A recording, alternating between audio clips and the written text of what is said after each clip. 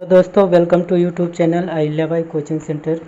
दोस्तों आज के इस वीडियो में आपको त्रैमासिक परीक्षा 2024-25 कक्षा 10वीं विषय हिंदी का पेपर दिखा रहा हूं। दोस्तों 100% ये रियल पेपर है। तो आप हमारे चैनल में पहली बार आए हैं तो चैनल को सब्सक्राइब कर लें और वीडियो को शेयर कर दें।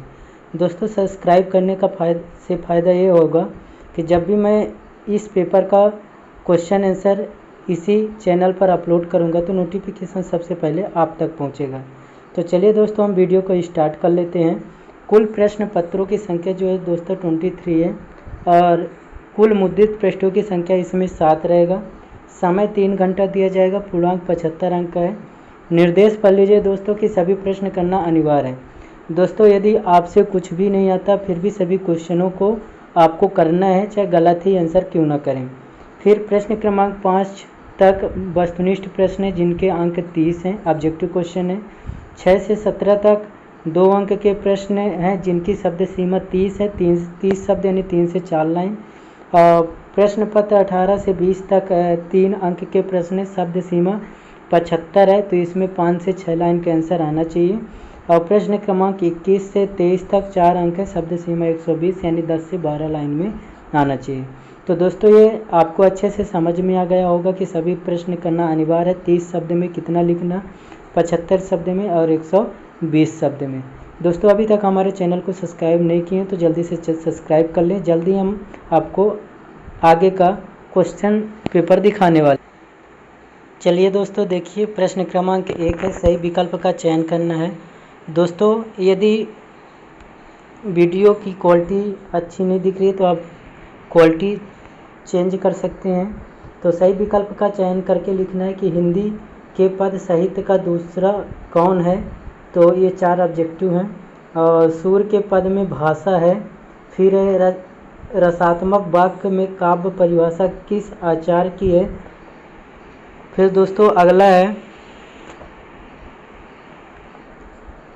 जुगुप्सा किस रस का अस्थाई भाव है। कैप्टन नाम था। नेताजी का चश्मा पाठ की विद्या है। तो दोस्तों ये ऑब्जेक्टिव हुआ। फिर इसके बाद आता है खाली स्थान भरिए। तो खाली स्थान का भी आप स्क्रीनशॉट ले लें और इन सभी क्वेश्चनों का आंसर ढूंढ के और अच्छे से तैयारी कर लें। सेम टू सेम ऐसे ही पेपर देखने को मिलेगा। यह 100% रियल पेपर है, यह फेक पेपर नहीं है दोस्तों। फिर इसके बाद है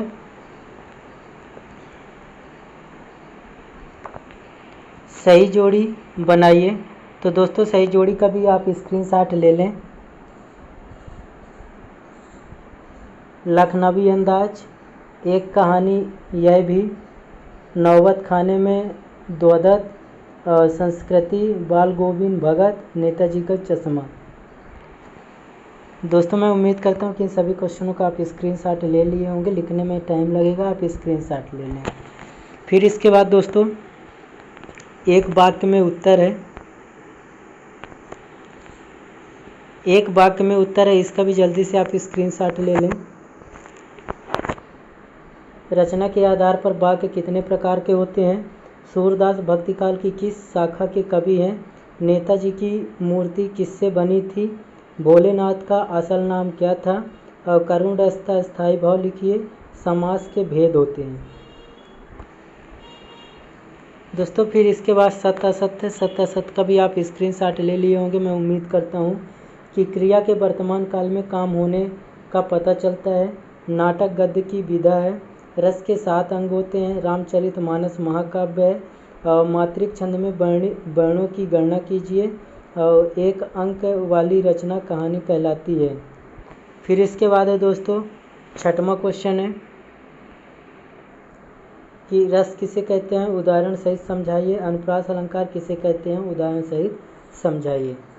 दोस्तों ये सेट ए है, सेट बी भी मैं जल्द ही अपलोड करूंगा, तब तक आपने हमारे चैनल। के बाद 7वां क्वेश्चन है गोपियों के अनुसार राजा का धर्म क्या होना चाहिए। और कविता में बादल किन किन अर्थों की ओर संकेत करता है। 8वां क्वेश्चन है प्रयोगवाद की 2 विशेषताएं लिखिए और छायावाद की 2 विशेषता लिखिए। फिर सूरदास जी की भाषा शैली की किन्हीं 2 विशेषताओं को लिखिए और तुलसीदास जी की 2 रचनाएं लिखते हुए विशेषताएं बताइए। फिर इसके बाद है 10वां 10वां क्वेश्चन है दोस्तों, जयशंकर प्रसाद जी की जो 2 रचनाएं लिखते हुए विशेषताएं बताइए। सूर्यकांत त्रिपाठी निराला जी की 2 रचनाएं लिखते हुए विशेषताएं बताना है। उपसर्ग व प्रत्यय में अंतर, मात्रिक छंद की परिभाषा उदाहरण सहित। और 12वां क्वेश्चन है, चौपाई छंद की परिभाषा उदाहरण सहित लिखिए। अविदा शब्द शक्ति की परिभाषा उदाहरण सहित लिखिए। फिर इसके बाद है दोस्तों 13वां नंबर का क्वेश्चन है। 13वां नंबर है, संधि और समास में 2 अंतर, खंड का महाकाव्य के अंतर, दोहा छंद की परिभाषा उदाहरण सहित। अस्थाई भाव किसे कहते हैं, यह कहाँ विद्यमान रहते हैं। सेनानी ना होते हुए भी चश्मे वाले को लोग कैप्टन क्यों कहते हैं। भगत की पुत्रवधू उन्हें अकेले क्यों नहीं छोड़ना चाहती। दोस्तों जल्दी से इन सभी क्वेश्चनों का स्क्रीनशॉट ले लें।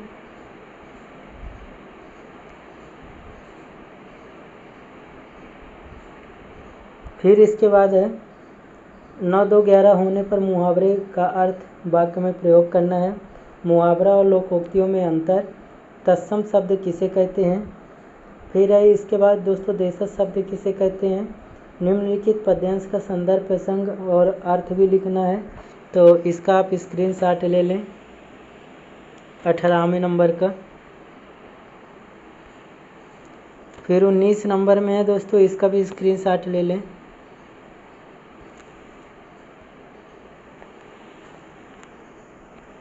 और ये 21 नंबर का क्वेश्चन है, इसका भी आप स्क्रीनशॉट ले लीजिए कि गद्यांश को पढ़ करके आपको दिए गए प्रश्नों का उत्तर बताना है।